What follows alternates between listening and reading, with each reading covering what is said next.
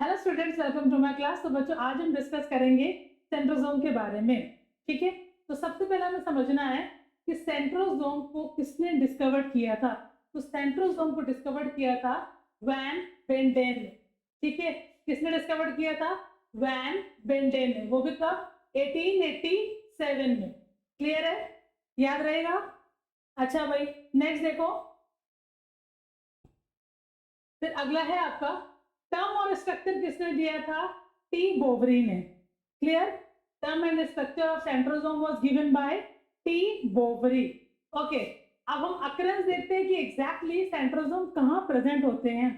तो सेंट्रोसोम जो है वो हर एक एनिमल सेल में आपको देखने को मिलेगा, except all mammalian cells, sorry all mammalian RBC. ठीक है, तो हर एक एनिमल सेल में मिलेगा, बट आपको मैमेलियन आरबीसीज में देखने को नहीं मिलेगा। ठीक है, फिर सेंट्रोसोम जो है वो प्रोटिस्टा में आपको मिलेगा, मोटाइल एल्गीज में मिलेगा। मोटाइल एल्गीज के एग्जांपल है बच्चों क्लेमाइडोमोनास।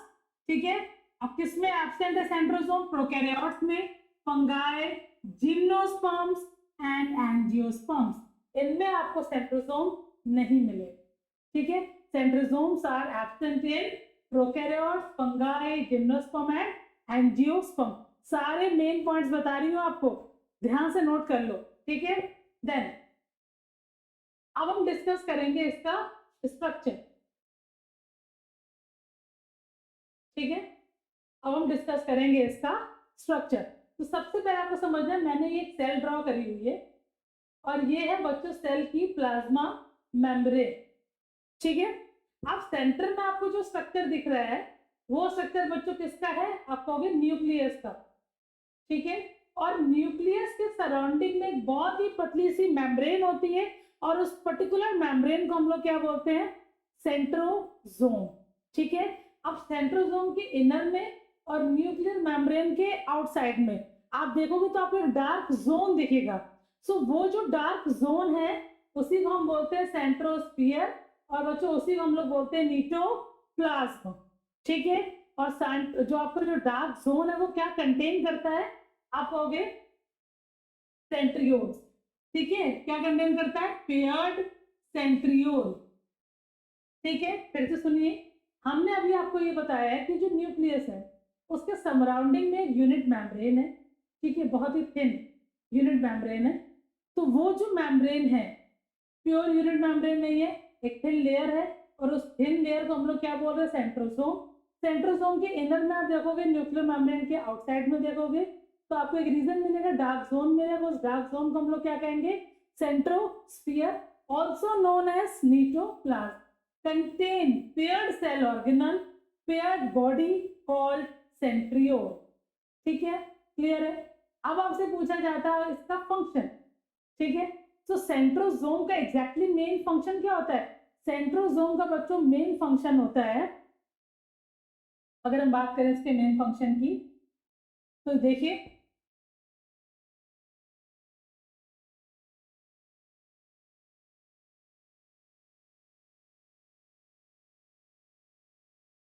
तो फंक्शन ऑफ सेंट्रोसोम, तो सबसे पहला फंक्शन क्या है सेंट्रोसोम का? आप लोगों का सबसे पहला फंक्शन है अलाइनमेंट ऑफ स्पिंडल फाइबर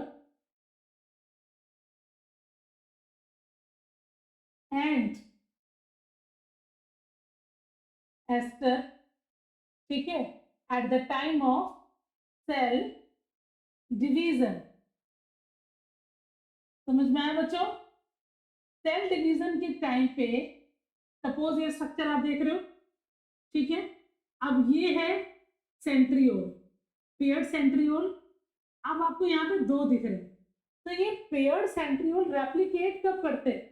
आप कहोगे ending of G2 phase.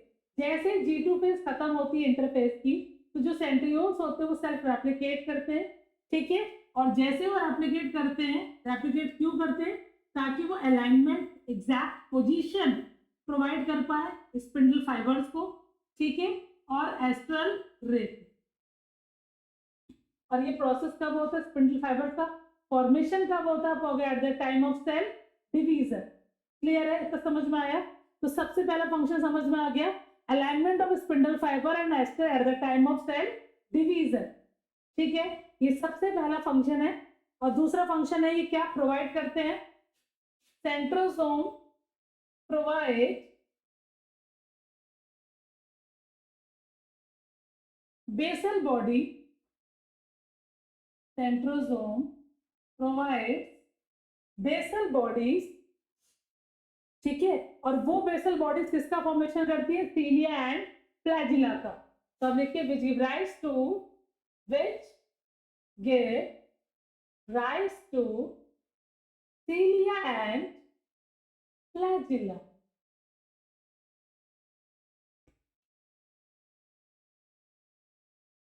सीलिया and flagella, इतना समझ में आया आपको? तो first function is alignment of spindle fibre and aster at the time of cell division. And second point is that centrosome क्या provide करते हैं आपको? Basal bodies. ठीक है, और ये जो बेसल बॉडीज होती है किसका फॉर्मेशन करती है? सीलिया एंड फ्लैजिला का। तो ये हो गया बच्चों क्या इसका स्ट्रक्चर। ठीक है, और एक चीज हमारी रह गई, वो है सेंट्रोसोम का केमिकल कॉम्पोजिशन। केमिकल कॉम्पोजिशन, तो सबसे पहले आपको याद रखना है कि जो सेंट्रियोल है, ठीक है, अब ये जो सेंट्रियोल है ये किससे मिलकर बना है? माइक्रोट्यूब्यूल से। अब यहां जो माइक्रोट्यूब्यूल उसका अरेंजमेंट किया बच्चों 9.0। क्लियर है? Microtubule is made up of tubulin protein. ठीक है, क्या कंटेन करते हैं? कंटेन करते हैं एटीपेस एंजाइम। एटीपेस एंजाइम, अब ये जो एटीपेस एंजाइम है एग्जैक्टली क्या करते हैं? एडीपी प्लस इनऑर्गेनिक फॉस्फेट किसमें कन्वर्ट करते हैं? एटीपी में, मींस एडेनोसिन ट्राइफॉस्फेट। ठीक है, फिर आपसे पूछा जाए डॉटर सेंट्रियोल्स एग्जैक्टली कहां बनती हैं, तो आपको जितनी भी डॉटर सेंट्रियोल्स हैं वो प्रोड्यूस होती हैं G2 की एंडिंग में। जैसे इंटरफेस के G2 का एंडिंग स्टार्ट होता है, ठीक है, तुरंत जो आपके डॉटर सेंट्रियोल्स है वो सेल्फ प्रोड्यूस होती हैं। कौन से प्रोसेस के थ्रू? रेप्लिकेशन के थ्रू। तो self replication process produces sister centrioles. Clear है? सो बच्चों सेंट्रोसोम यहीं पे खत्म होता है। अगर आपको मेरा लेक्चर अच्छा लगा हो so please like, share and subscribe. Thank you for watching. Bye bye.